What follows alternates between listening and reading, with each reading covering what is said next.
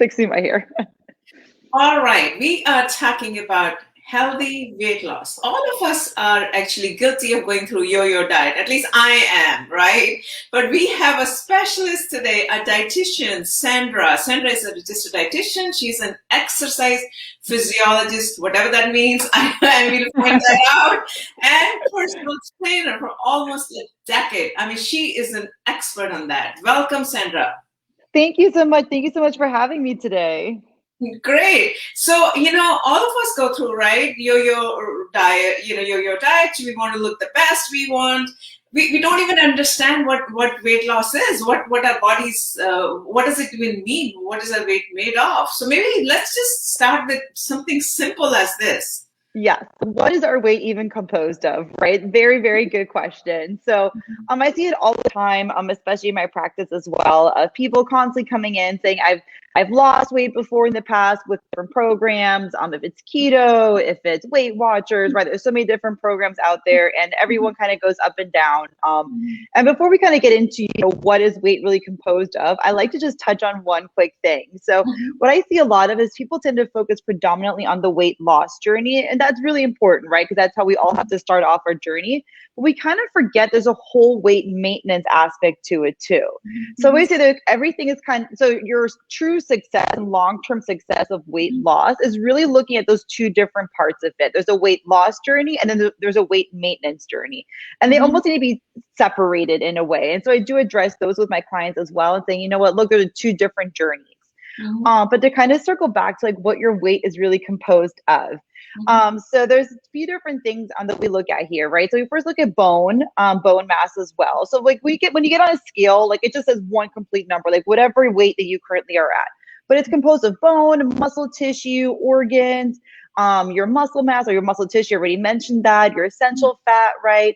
Hair. I mean, there's all these things that kind of are part of your weight as well.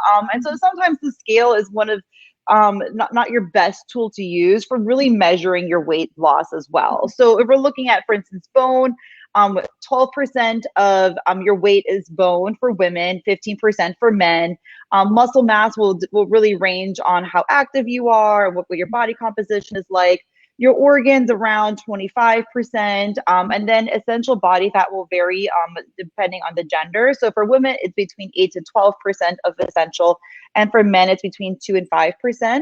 And then we have another section called non-essential fats, and that can range very, that can be as high for some people, even as like 20-30%, right? So that is a little bit of different range. So when we're talking about weight loss, most of us really want us to focus on our non-essential fats, right? We want to trim down the fat a little bit so we can show our muscles off a little bit more, just have overall a more leaner physique. And so that's really, when we're looking at weight, we really want to focus more on that. They're non-essential fats. Okay. So, all right. So now let's go to the next one. What is the recipe for, first you said weight loss and the maintenance? Most of us, right, we will be able to lose the weight and then it's so difficult to maintain it. Oh my God. So someone's asking a question, how to control? Very good question. So let's break it down like two different aspects of it, right? So when you're in your weight loss phase, the real success in weight loss is find that caloric deficit in there. And again, your caloric deficit or the amount of calories to consume to achieve a caloric deficit can change from person to person. Someone who exercises 5-6 days per week will need a completely different caloric intake than someone who is sedentary for most of their day. So that's kind of one thing I want to address as well, because a lot of times I get clients that come in and they work out a lot. They're like, I'm going to eat only 1,200 calories. And I say, that is like crazy. You can't just eat 1,200 calories. You're going to be starving all the time, right? So part of that maintenance, we also have to look at like, what was your weight loss journey like? Were you in a severe caloric deficit? So when I'm working with my bodybuilders, right, they're in a severe caloric deficit, very high exercise, their hormones can be out of whack, their hunger signals can be kind of out of whack too. So that's like the most extreme case scenario. But a lot of, general population will do that too, right? I see that specifically more with women. They put themselves on very extreme plans, and they tend to be the most consistent in that too until they get into some other binging and stuff like that, which we can discuss then as well. So it kind of would look at like what kind of recovery does your body need from a weight loss journey? Because weight loss is stressful on the body as well. Your body doesn't necessarily like to give off its body fat, because a part of that is like a protection and a reserve in there for survival, which we don't need as much anymore as how we used to, thousands of years ago. So we have to look at that part too, like what kind of recovery do we need from our weight loss journey? And then when we head into our weight maintenance journey, we don't really need that caloric deficit in there anymore. So we need to find like what is your maintenance level at in terms of caloric intake. And again, that can also be very different again for different people, depending on exercise history and stuff like that. Any current infections that we're dealing, other, medical situation that might arise that might need us to have different calories and macros and stuff like that. But that's kind of two different phases, right? So you want to go from a deficit and for weight loss to more of a maintenance program, which is going to be more of a higher calories, more food. You also have a little bit more variety, and you can be more liberal with your food choices with that as well. Wow. Hopefully that answers your question. No. It's really beautiful the way you answered the question. Now, what are your thoughts on, like, you talked a little bit about 1,200 calories. So what is the optimum intake? I mean, internet is full of, oh my God, like 1,200 calories. You're going to look like beautiful, like size 0, which, oh my God. It's crazy, right?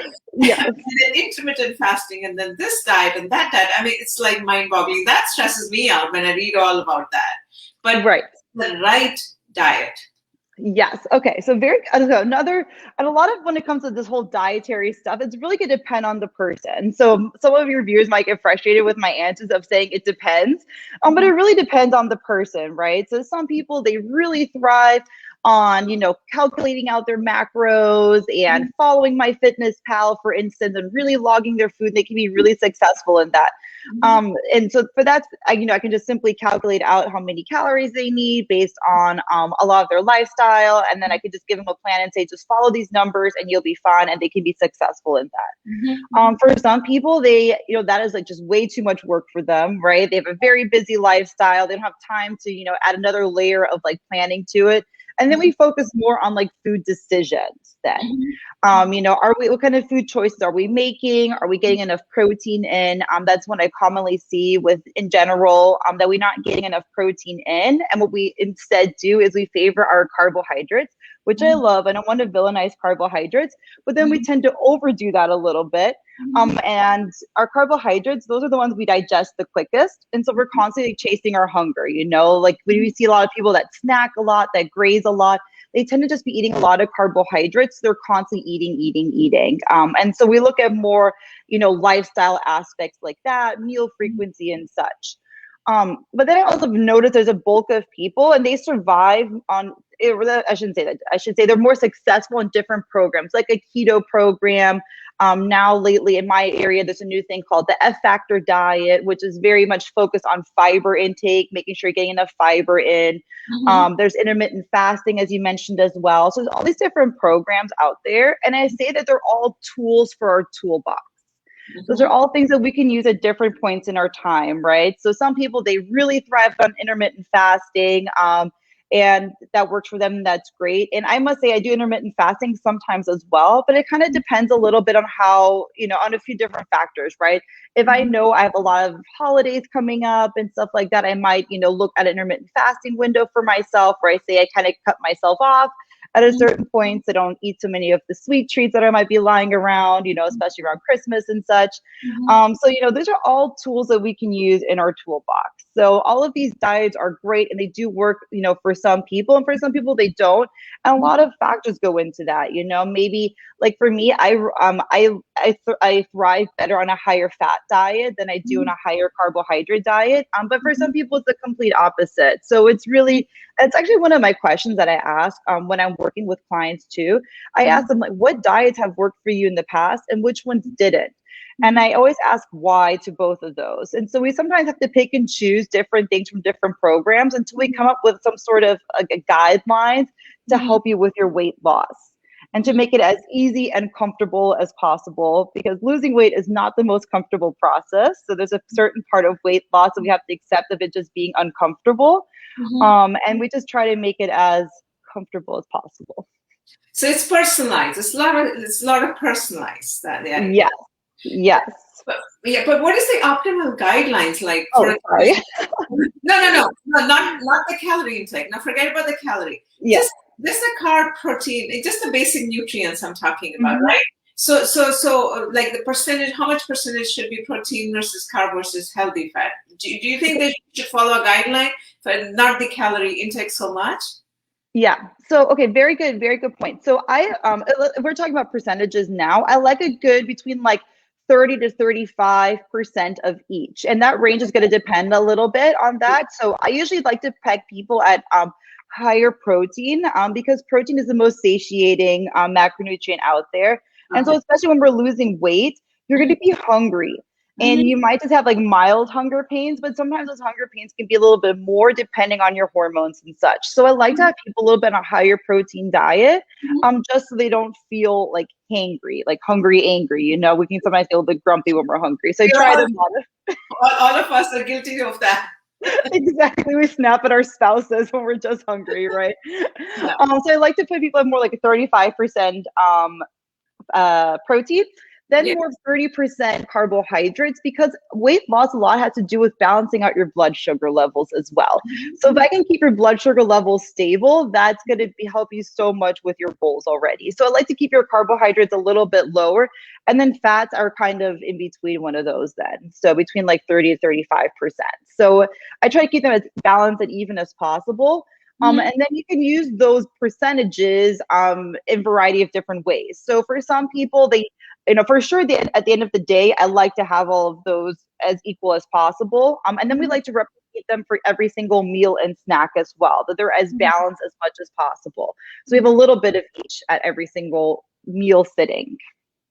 Okay. So just give us example of healthy fats would be what, like avocado? What else can we do on Yeah, good question. So yeah. avocado, olives, olive oil. There's even some fats in our meats as well that we can help incorporate with that as well. And when it comes to our fats in our meat, it's very important then that we go for organic, grass fed, like going for the healthiest version of meats that we possibly can when choosing fattier meats. And then, olive oils, any types of seeds, oils, nuts, seeds, like all of those wonderful things, right? Butter can even be great too.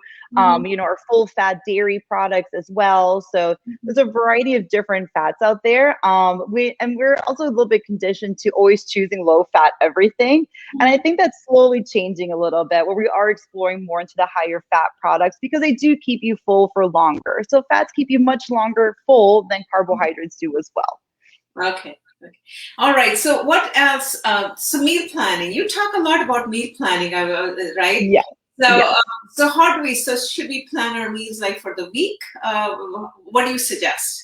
Okay, very good question. So, and it also depends a little bit on the person as well. So, I very much thrive on planning like my next 5 days in advance. So, everyone is a little bit different. I don't mind eating leftovers. I have come across a select few people, they cannot eat leftovers. For that, so for them, that whole meal planning is going to be a little bit different, look a little bit different than for me.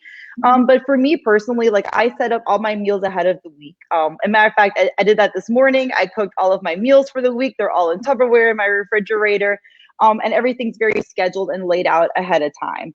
Okay. But my job is very strict, time wise. So I only have so much time in the day. So that's what I need. So I plan all my meals out ahead of time. But let's, just to talk about some meal planning strategies here. So if you want to make your own meal plan, you want to look at your week ahead and say, what kind of events do I have coming up right now?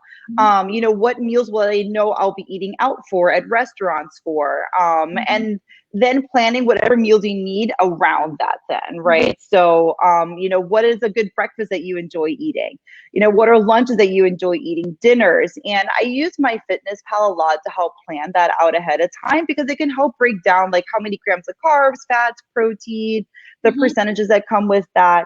And you can even plan out your meals ahead of time on that software as well. So that's been my favorite tool to use with my clients. It's been the easiest tool to use. But I always recommend if you can plan out a week ahead of time, at least a day before or a meal beforehand, and always planning out your meals when you're not hungry. Yeah. So we have the most unbiased perspective of it. So if you're planning out your meals when you're hungry, you're most likely going to choose foods that aren't necessarily going to help, with your weight loss journey. Mhm. Similarly, if you go to a restaurant hungry, and maybe you're looking at the salad with the salmon, but you might be choosing something, a little bit more unhealthier than that because you're just hungry in the moment. So the more you can plan ahead, the better. I think having a plan in place is really the key to all of this, right? Plan to fail, or fail to plan to fail, or however way that saying goes. Having snacks on hand are always important. I'm like the snack queen at work. I always have snacks on me, because part of some like keys to weight loss is really staying on top of that hunger. Mhm. Not letting yourself get to that starvation point where, no matter what you eat, you're still going to be hungry and you're going to be inclined to overeat. So planning is the key to it all. Okay, so yeah, you talked about the snack queen part of it. Share with us what your favorite snacks here. Yes. So I try to keep all of my foods as whole food based as possible. And that's another good tip too when you're looking at weight loss is like try to eliminate as much food that comes from boxes that's been processed before and get food as close to nature as possible. So I love fruit, apples, bananas with like a packet of nuts with it, to help balance that out. I do a lot with like deli meats, or like salamis, different kind of, here in America we have a lot of chicken breasts and stuff like that. So I try to always find ways to sneak in protein. Given my situation at work, I work at a gym, so protein shakes are also always on hand as well. And it doesn't have to be very decadent. It can just be protein powder and water, just to help reduce the amount of calories that you're getting in. But really looking for whole food based foods, tuna cans, hard boiled eggs, jerky, which is very common here, especially in the southern states in America. Biltong is something from South Africa that they have as well. So find just like more, finding ways to get your protein in those snacks, and balancing it out, right? So having a healthy fat, healthy starch in there, or carbohydrate, I mean, and then a healthy protein. So having a little bit of each. Olives are another great snack too. I mean, I can go on and on. So I know you are a personal trainer as well, and exercise physiologist. So let's talk a little bit about the exercise part of weight loss, which is very important, right? As for the food. So what are your recommendations when someone is going through a weight loss program and then the maintenance part? Yes. Okay. So I love that you're touching on this, because I think we sometimes overcomplicate exercise and then we make it too simple at the same time. So the best ways to exercise for weight loss now, is going to be really finding a good balance between your strength training and your cardio as well. Okay. So your cardio is really there to help, get rid of extra body fat and stuff like that. But you want to make sure that your cardiovascular activity isn't too high in terms of heart rates now. So I do a lot of heart rate zone training when it comes to my cardio. And I always say your rule of thumb should be that you should be able to still talk through your cardio.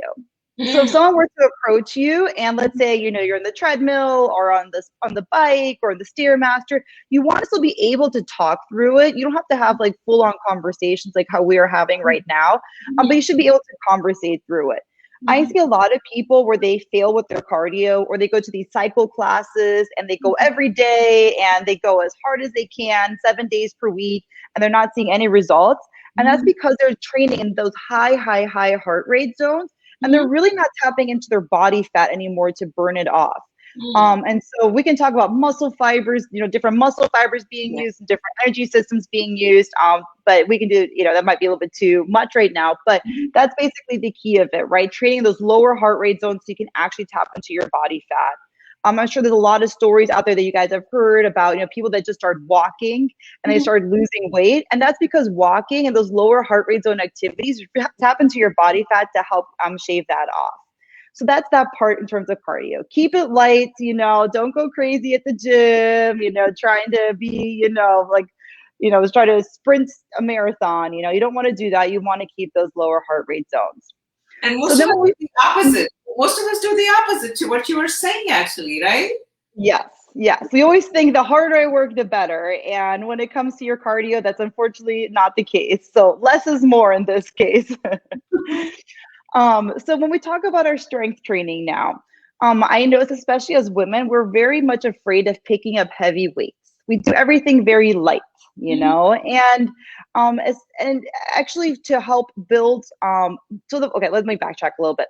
The more muscle mass you have, the faster your metabolism is. The Mhm. faster your metabolism is, the Mhm. more body fat you're going to be able to burn off as well. So I really, the magical component here is how are we able to build as much muscle up as see. well as lose body fat at the same time. And that's where that high protein diet can be really successful for people. Mhm. But that heavier strength training, it can be sometimes very intimidating for some people. And some people really don't know what it feels like to lift that heavy.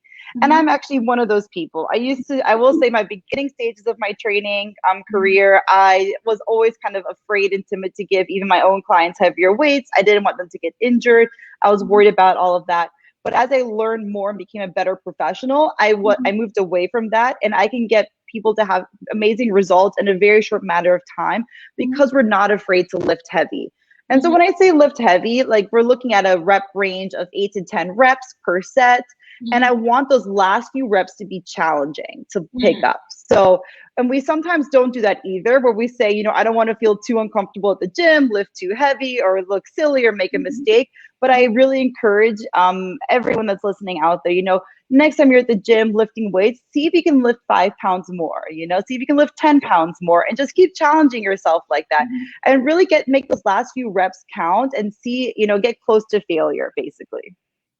Yeah, no, I think this is great. We always like I tried lifting a bit too much, and we end up hurting ourselves, which I did. But to your point, take it Oh, slowly and kind of go, you know, uh, adding 5 more pounds, not 20 pounds. exactly, and gradually building it up from there, right? And sometimes in the beginning too, it can be helpful to work with someone or have a friend with you just to spot you and make sure the weight doesn't fall on your face or something like that, right? I've seen all those, unfortunately. But yeah, heavy weight training is really, really great, especially for weight loss. Great, great. Well, this has been an amazing, amazing session. I know it's the middle of the day. People will catch up later, but what would you like to summarize with before we wrap up? Yeah, sure. So basically, in summary, for a successful, healthy weight loss journey, is really just have time, patience, and consistency with it. True weight loss, it doesn't happen overnight. I always say it took you a while to put the weight on, and just expect that same amount of time for the weight to come off again too.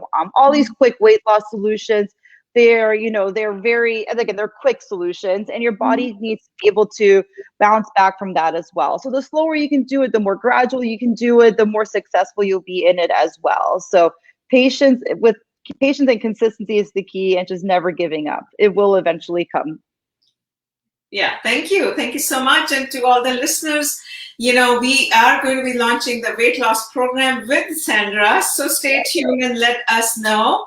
She'll be able to guide you very carefully, navigate you what she's talking about. And this is an educational session only, not to be Yeah, taken it as a medical advice. Well, correct. thanks a lot, Sandra, for being with us. Appreciate all the tips, all the information. And yes, thank you. Thank you so much for having me.